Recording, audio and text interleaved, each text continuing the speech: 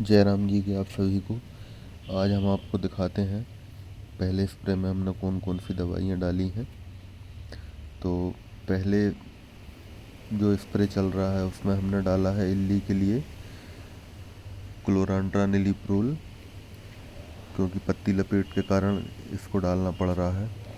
और इसके साथ में है माहू के लिए पाइमेट्रोजिन, माहू को रोकने के लिए पाइमेट्रोजिन डाल रहे हैं। और इसके साथ में है डायनाटोफ्यूरान, ये भी माहू के लिए है। और दोनों को मिलाने के बाद इसका रिजल्ट बेहतरीन आता है। और ये है एक फंगिसाइड एजॉक्सीस्ट्रोबिन प्लस डाइफेनाकोनाजोल। और इसके साथ में है पोर्ट एक्सेल, जो कि ऑक्सी कंपनी का एक ग्रोथ प्रमोटर है। और इसके साथ में है एक कहना चाहिए बायो फंगिसाइड है, लेगोनिक। वो एक, हालांकि इसमें कोई टेक्निकल तो नहीं लिखा है ये क्या है इसमें, बाकी अब देखते हैं क्या रिजल्ट आते हैं इसके। और ये है एनक्विक चिपको। तो इन सभी को मिला के हमारा स्प्रे चल रहा है। और कैसे रिजल्ट रहेंगे वो भी हम आपको बताएंगे। बाकी अभी धान में फ़िलहाल पत्ती लपेट ही ज़्यादा दिख रहा है। और उसके माहू तो कहीं, जैसे जो रोपे के आसपास जहाँ ज़्यादा घनी धान रहती है वहाँ पर ही दिख रही है। बाकी सिर्फ अभी पत्ती लपेट ही है। पर पूसा बासमती में फंगीसाइड का स्प्रे ज़रूरी है, इसलिए फंगीसाइड भी डाल रहे हैं।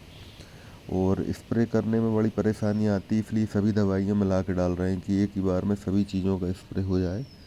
और इसके बाद में अगर ज़रूरत पड़ेगी तो दूसरा स्प्रे भी किया जाएगा, क्योंकि धान में एक तो आदमी से जो दवाई डालते हैं उनसे चलते भी नहीं बनता है। और ये जो हमारी धान की वैरायटी है ये है पूसा 1886। हालांकि इसमें सिर्फ एक झंडा रोग की समस्या ज़्यादा आती है, उसके अलावा में कोई ब्लास्ट वाला ऐसा विशेष रोग इसमें आता नहीं है। तो हालांकि झंडा रोग में फंगीसाइड डालते ज़रूर हैं, पर मेरे ख्याल से वो फंगीसाइड से कंट्रोल होता नहीं है। मतलब जितने भी पौधे उसमें सूखने हैं वो फिलहाल सूख के ही रहेंगे। वो आप कितनी भी दवाइयाँ डाल लो, पिछले बार का अनुभव तो यही कहता है कि आप दवाई डालते रहें पर उससे होता कुछ नहीं है। उसका तो सिर्फ एक बीज उपचार ही उपाय है, उसके अलावा में उसका कोई हल नहीं है। तो अब स्प्रे तो कर रहे हैं, हालांकि अभी फ़िलहाल धान में वो दिख नहीं रहा है झंडा रोग उतना।